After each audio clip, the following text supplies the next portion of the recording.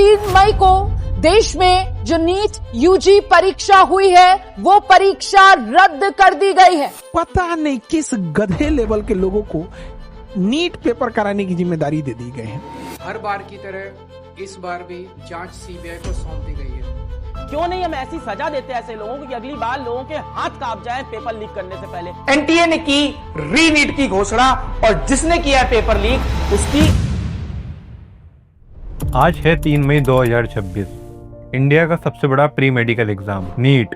24 लाख बच्चे और उनके सालों की मेहनत, सब एकदम नॉर्मल। और फिर आता है 12 मई, जब एनटीए अचानक से रीनीट का अनाउंसमेंट कर देता है। यह कहानी सिर्फ एक एग्जाम की नहीं, एक बहुत बड़े स्कैम की है। इंडिया का सबसे बड़ा scam, NEET paper leak mafia and broken education system. 2 साल की मेहनत और पेपर लीक ने सब खत्म कर दिया।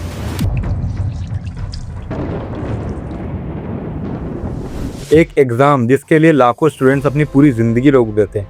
कोई इंस्टाग्राम डिलीट कर देता है तो कोई दोस्तों से मिलना बंद कर देता है, और कुछ लोग 12 से 14 घंटे पढ़ाई करते हैं, और कुछ स्टूडेंट्स तो लिटरली अपना पूरा टीनेज ही सेक्रीफाइस कर देते हैं सिर्फ एक सपना लेकर, गवर्नमेंट मेडिकल कॉलेज।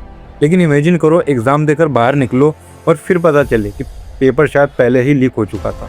कुछ लोगों ने लाखों रुपए देकर वही क्वेश्चंस पहले ही देख लिए थे, और अब शायद वो लोग तुमसे ज्यादा मार्क्स लेकर आने वाले हैं। तुमने 2 साल मेहनत करी और किसी ने सिर्फ पैसे दिए। और सबसे स्कैरी बात, ये कोई मूवी नहीं, ये इंडिया के सबसे बड़े एग्जाम्स की रियलिटी है। NEET, UGC NET, SSC, police exams, railway, हर साल कोई ना कोई पेपर लीक हो रहा है। लेकिन पेपर लीक एक्चुअली होता कैसे है? लोग सोचते हैं कि हैकर सिस्टम हैक कर देता होगा, लेकिन रियलिटी उससे भी ज्यादा डिस्टर्बिंग है, क्योंकि ज्यादातर लीक सिस्टम के अंदर से ही होते हैं। इस पूरे नेटवर्क में कई लेयर्स होती है। कुछ लोग प्रिंटिंग प्रोसेस से जुड़े होते हैं, कुछ ट्रांसपोर्टेशन से, कुछ कोचिंग माफिया से, और कुछ लोकल एजेंट से। पेपर एग्जाम सेंटर तक पहुंचने से पहले कई स्टेजेस से गुजरता है, और बस वहीं कहीं एक छोटा सा लूप होल पूरे एग्जाम को करप्ट कर देता है। रिपोर्ट्स के अकॉर्डिंग एग्जाम से लगभग 15 दिन पहले ही कुछ टेलीग्राम ग्रुप्स और प्राइवेट कॉन्टेक्ट्स पर एक गेस्ट पेपर सर्कुलेट होना स्टार्ट हो गया था। शुरू में लोगों ने उसे सीरियसली नहीं लिया, लेकिन इस बार कुछ अलग था। जो लोग उस पेपर को बेच रहे थे वो सिर्फ पीडीएफ फॉरवर्ड नहीं कर रहे थे, वो गारंटी दे रहे थे पेपर यही आएगा। और धीरे धीरे पैनिक स्प्रेड होना स्टार्ट हो गया। और आयरनी देखो, इसी बीच एनटीए यानी national testing agency advisory issue करती है कि पेपर लीक होने की कोई पॉसिबिलिटी नहीं है। एनटीए ऑफिशियली बोल रहा था सब सिक्योर है। फिर आता है 3 मई, नीट एग्जाम का दिन। 22 लाख से ज्यादा स्टूडेंट्स एग्जाम में बैठे। लेकिन असली स्टोरी अब शुरू होती है। 7 मई को एनटीए को उस वायरल गेस्ट पेपर के बारे में डिटेल्ड इन्फॉर्मेशन मिलती है। कंपैरिजन स्टार्ट होता है, और फिर एजेंसीज भी शॉक रह जाती है। केमिस्ट्री और बायोलॉजी के 135 क्वेश्चंस एक्चुअल पेपर से मैच कर रहे थे। सिर्फ क्वेश्चंस सेम नहीं थे, कोमा, फुल स्टॉप, यहाँ तक कि सीक्वेंस भी सेम था। यहाँ से मैटर सीरियस हो गया था, क्योंकि लीक की सबसे ज्यादा रिपोर्ट्स राजस्थान से आ रही थी। केस राजस्थान पुलिस की स्पेशल ऑपरेशन ग्रुप यानी एसओजी को हैंडल कर दिया जाता है। फिर स्टार्ट होता है ट्रेसिंग का गेम। 150 से ज्यादा लोगों से पूछताछ होती है, कॉल्स एनालाइज होते हैं, टेलीग्राम चैनल्स ट्रैक किए जाते हैं, ट्रांजेक्शंस चेक होते हैं, और इन्वेस्टिगेशन धीरे धीरे एक नाम पर आकर रुकती है, सीकर की कंसल्टेंसी, आरके कंसल्टेंसी। जब इसका ओनर ट्रेस किया गया तो राजस्थान में नहीं, देहरादून में मिला। फिर राजस्थान एसओजी और देहरादून पुलिस मिलकर उससे वीडियो कॉल पर इंक्वायरी करती है। यहाँ तक आते आते केस सिर्फ पेपर लीक नहीं लग रहा था, ये एक ऑर्गेनाइज नेटवर्क जैसा लगने लगा। और फिर स्टोरी और डीप जाती है। इस लीड के बाद जामवा रामगढ़ के 2 भाई डिटेन किए जाते हैं। उन्होंने बताया कि पेपर उन्होंने गुरुग्राम के यश यादव नाम के आदमी से 29 अप्रैल को खरीदा था, यानी एग्जाम से 4 दिन पहले। फिर यश यादव अरेस्ट होता है, और उसका कन्फेशन इन्वेस्टिगेशन को सीधा महाराष्ट्र के नासिक तक ले जाता है। वहाँ नाम सामने आता है शुभम खेरनर। अब एजेंसीज को शक है कि पूरा लीक नासिक के किसी प्रिंटिंग प्रेस से स्टार्ट हुआ था। मतलब पेपर एग्जाम हॉल तक पहुँचने से पहले ही मार्केट में सर्कुलेट हो रहा था।